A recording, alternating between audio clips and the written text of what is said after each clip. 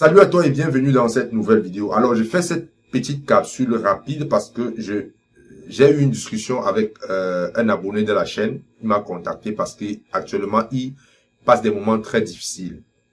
Il vit des situations que je développe souvent sur ma chaîne YouTube. Il est très endetté. Je ne sais pas où il a eu ce conseil-là. Il est allé contacter un type de prêt très dangereux. Vous devez savoir qu'au Canada, il y a différents types de prêts.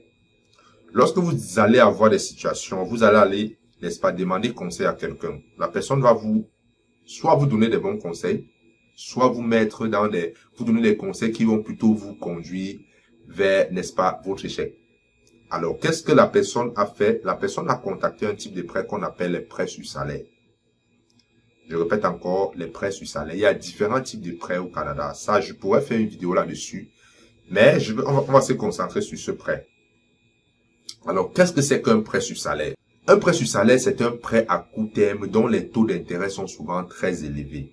C'est un prêt à court terme dont les taux d'intérêt sont souvent très élevés. La réglementation au Canada vous permet, n'est-ce pas, d'obtenir jusqu'à 1500 $ avec ce genre de prêt et vous avez jusqu'à 62 jours, je dis bien 62 jours pour rembourser ce montant. Donc, voilà ce que c'est qu'un prêt sur salaire. Vous comprenez donc que comparativement à d'autres options qui s'offrent à vous lorsque vous avez besoin d'argent pour je sais pourquoi faire, d'autres options, vous avez les taux d'intérêt un peu plus bas, un peu sous. Par exemple, lorsque vous faites un prêt, vous pouvez aller prendre un prêt personnel, vous pouvez aller prendre un prêt, une marge de crédit, les avances se font, ainsi de suite. Donc, je prends un exemple. Lorsque vous faites un prêt, par exemple, de 300 $.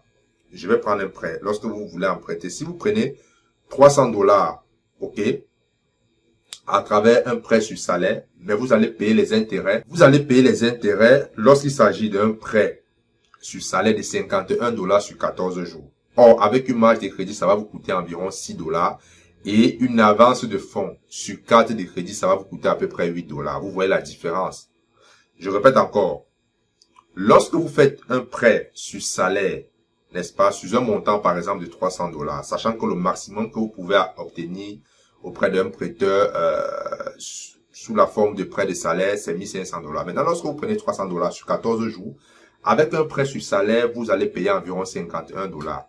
Avec une marge de crédit, c'est environ 6 $. Avec une avance de fonds sur carte de crédit, c'est environ 8 $. Vous voyez donc que le gap est très grand. Et la conséquence du prêt sur salaire, c'est que lorsque vous manquez le paiement, vous allez payer les intérêts. Les intérêts vont s'accumuler.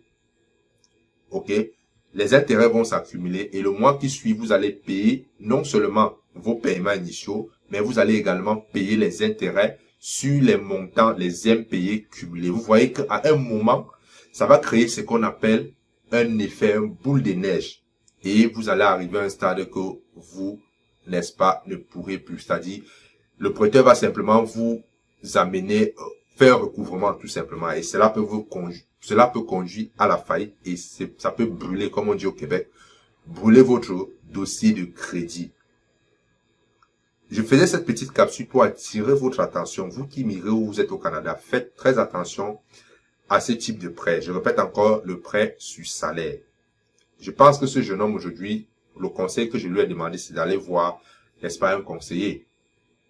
Si vous ne savez pas au Canada, lorsque vous avez un certain niveau d'endettement, il faut aller voir des conseillers qui vont vous aider à vous désendetter.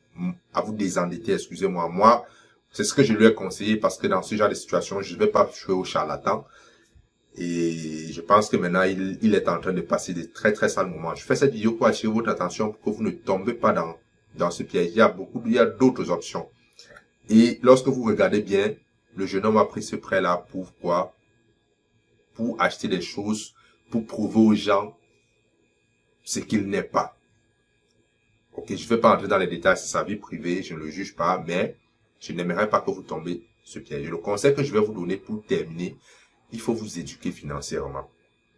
Éduquez-vous financièrement. Lorsque vous arrivez au Canada, prenez le temps de vous éduquer. C'est très très important. Si ce jeune homme avait un seul instant pris le temps de savoir comment est-ce qu'un prêt sur salaire fonctionne, de savoir les catégories de prêts qui existent au Canada, de connaître les avantages, de connaître les inconvénients, comment ça fonctionne, et il ne devait pas tomber dans ce piège. Éduquez-vous financièrement au Canada. Si vous ne savez pas comment faire pour vous éduquer au Canada, écrivez-moi par courriel. Je vais mettre mon courriel là-dessous de cette vidéo. Écrivez-moi, dites-moi Arthur, je souhaite savoir comment m'éduquer au Canada et je vais vous offrir une solution pour ça. J'espère que vous avez aimé cette vidéo. J'espère que vous n'allez pas tomber dans ces pièges. Ciao.